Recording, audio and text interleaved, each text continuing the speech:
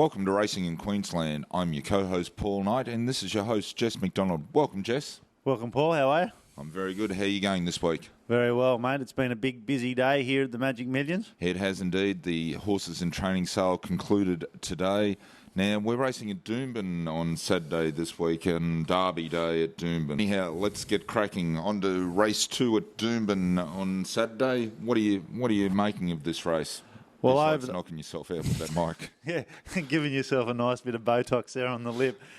Well, race 2 over the mile, I've come up with 1, 2 and 3. I think it's a straight-out selection. I think the top 3 horses are the best horses in the race, so I've got them on top clearly, and I don't think much will run else. So I've got 1, 2, 3 clear. Well, I differ from you a bit. I've gone for the 3 Rapid Like a Dane from the Gerald Ryan stable. He's been in good form or honest form lately, I think, with Gerald's polish on him and down there with Matthew Dunny, stable foreman at Murwillumbah. I think the horse will improve. He likes the Doomben. And that's how I can see big improvement in him. I've gone from, for the second, I've gone from African Mama, who won her maiden at Doomben, at Eagle Farm last start on the heavy track. I think she could step up to the mark as well. You think she's up to it? Yeah, I think she's got a bit of improvement in her there. And for third, I've gone for one of yours, number 2 from the John Thompson stable. Toby Edmonds, the foreman there, was telling me during the week how good the horses are going, and every time they put them down, they are doing well. They are doing well. The John Thompson stable. Race 3 is the Rochelle Painting Cutest 2-year-old handicap at 140. What are your selections here?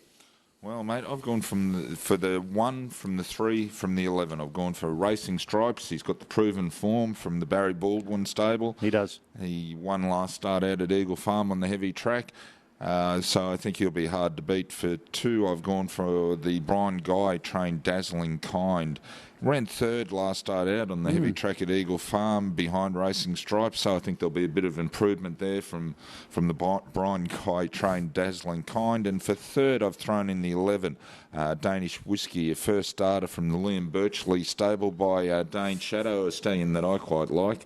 And he's doing well. Yeah, he's doing well. And Liam Birchley's a renowned trainer of 2-year-olds up here, so it's hard to leave him out. Outstanding. I've completely gone different to you. That wouldn't surprise me at all. Absolutely, completely different.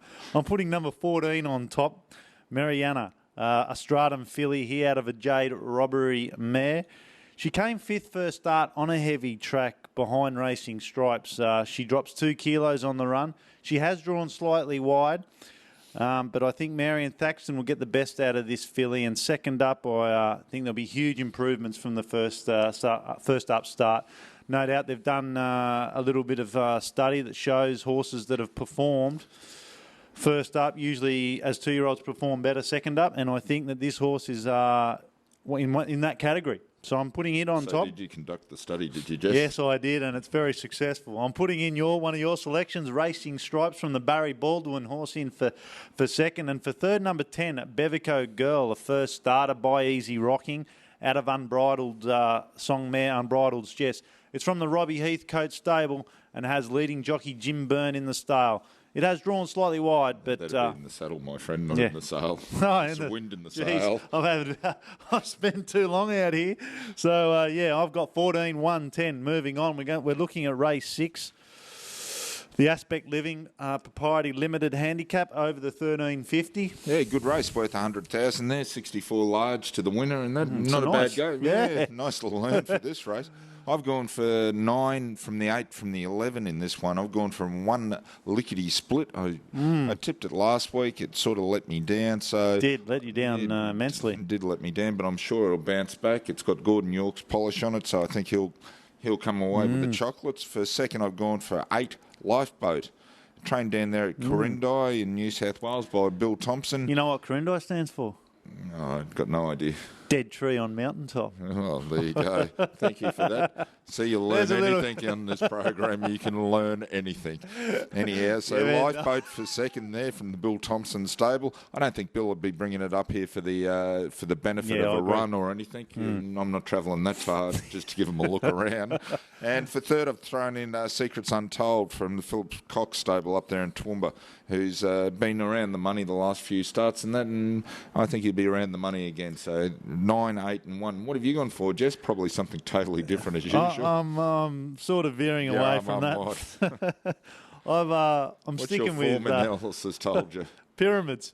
I'm going with the informed trainer, Gerald Ryan, What, as we mentioned before. Yeah, I think Pyramids is on top. It's had 7 starts at the track for 5 wins and a second. Clearly outstanding. Loves Newman, and I think again it'll prove the one horse to beat.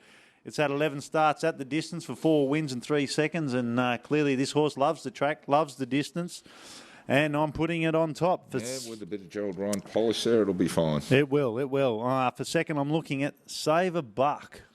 We all like to save a buck, especially when you've won a buck. I sort of paused on that because I knew you'd have something to say about saving a buck. So I'm throwing it on top for second. And for third, I'm sticking with the Corindi train, Bill Thompson, Lifeboat. Oh, we're all going for the Lifeboat. We probably need it after this race.